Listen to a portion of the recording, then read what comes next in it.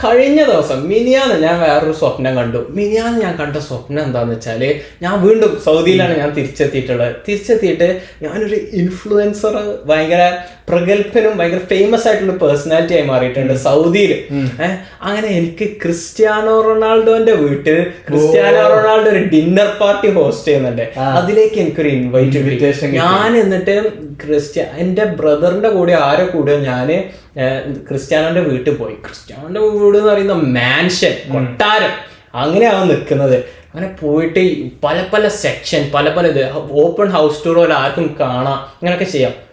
ഇതേ സമയത്ത് ഞങ്ങൾ പോയിട്ട് ഓരോ റൂം എന്ന് പറഞ്ഞാല് 1 ഹൈറ്റ്, അങ്ങനത്തെ കൊട്ടാരം പോലത്തെ വീട്.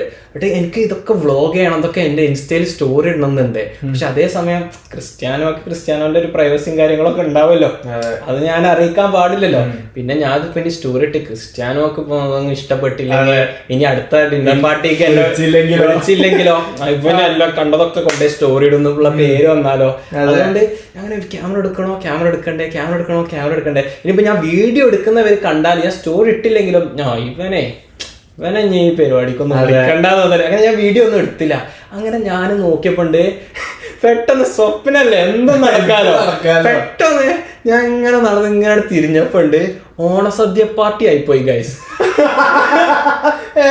മാവേലിയും പായസവും ചോറും, നമ്മുടെ സൗദിയിലെ മലയാളി കമ്മിറ്റി ഒക്കെ ഉണ്ട് അവിടെ, KMCC ഒക്കെ പോലത്തെ.